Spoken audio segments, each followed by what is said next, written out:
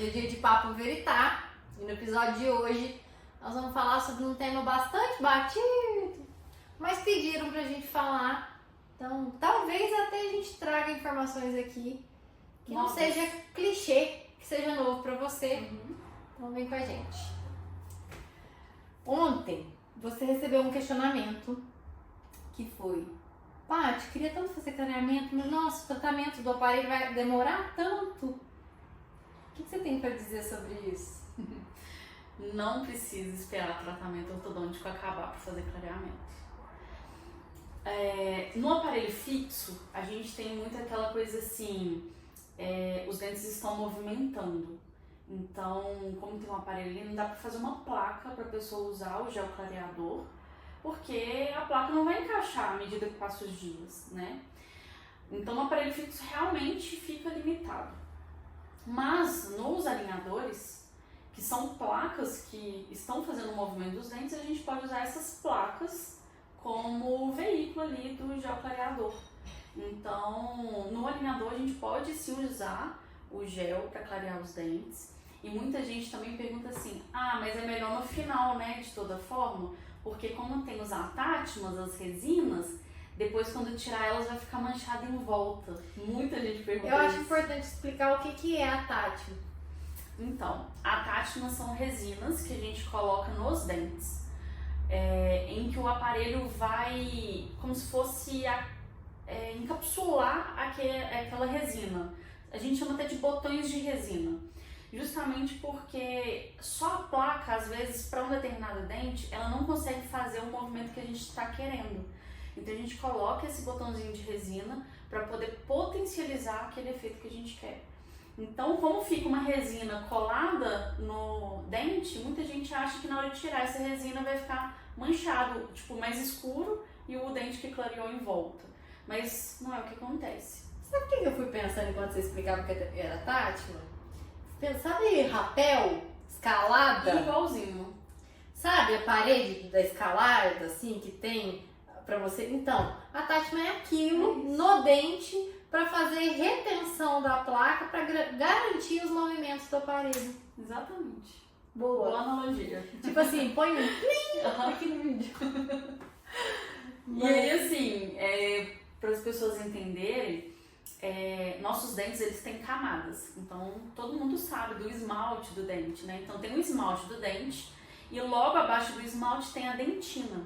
Então, o esmalte do dente, ele tem uma cor translúcida, ele transparece a cor da dentina, que normalmente é mais volumosa, mais amarelada.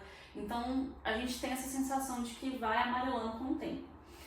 Quando a gente usa esse gel clareador, o esmalte ele vai fazer a absorção daquele gel, de todas as propriedades ali do gel, e vai fazer com que a dentina clareie. Então, a dentina vai clarear, e o esmalte vai passar a transparecer aquela nova cor da dentina. Então, quando tirar o atátima, não vai fazer diferença nenhuma, porque não é o esmalte que clareia. E a resina não sofre a ação do gel, né? Não. Então, não faz diferença. E aí, assim, se tiver algum dentista escutando a gente, e ele não for ortodontista, por exemplo, ele vai questionar a relação do alívio na placa. E aí eu vou traduzir para o leigo. O alívio significa assim: se você tem uma placa que, igual essa aliança no meu dedo, que entra muito encaixada, não tem espaço para colocar o gel. Então, quando a gente vai fazer uma placa para clareamento de silicone, a gente faz esses alívios para conter o gel dentro. Mas acontece que não é a quantidade de gel que vai colaborar com o resultado, tá? Ou seja, não vou colocar muito gel para clarear mais rápido. Não vai fazer diferença nenhuma. Tem que colocar a quantidade certinha, uma gotinha de nada. É pouquinho. E esse pouquinho no Invisalign, ele vai garantir, vai espalhar bem e vai ser o suficiente. Não vai extravasar, vai ficar contido na placa e vai dar certo. A gente já fez isso algumas vezes e o paciente se sente motivado a cuidar mais. Porque o paciente de aparelho é um paciente que tem que cuidar melhor, ainda mais o de Invisa.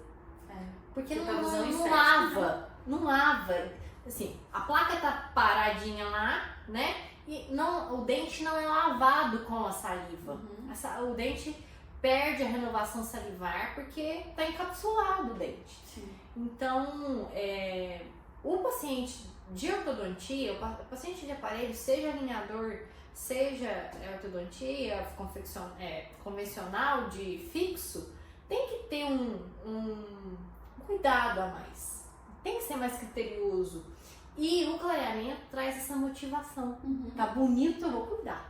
Sim. E a placa, igual você falou, que ela encapsula ali e não passa muita saliva. Aquele resíduo, às vezes, o paciente lanchou, fez um lanche rápido, não tem ali escova, só fez um bochecho e já colocou a placa. Porque o ideal é ficar o máximo de horas com a placa. Às vezes aqueles resíduos que estão ali na papila gustativa ali, vai saindo com a saliva, vai entremeando e aí dá o aspecto amarelado na placa e consequentemente no dente. Então, às vezes o paciente percebe, eu acho que o dente está ficando um pouquinho amarelo.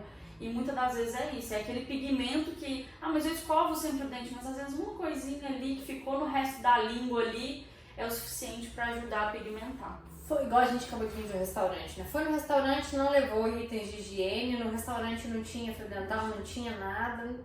Voltou o aparelho para a boca. O aparelho, ele vai se contaminar no ambiente sujo, ele vai ficar sujo. E tá amarelo. Para não ficar amarelo, gente, tem que ter um comportamento padrão ouro. Entendeu? Higienizar toda vez que for se alimentar, tanto os dentes, língua, o aparelho em si, tudo. Porque se não higienizar o aparelho bem, a gente vai saber justamente pela cor. E o tártaro, ele vai grudar no aparelho. Porque o que é o tártaro? O tártaro, na verdade, é o cálculo dental, ou cálculo salivar, que é o produto da interação da saliva com sujeira, com placa bacteriana.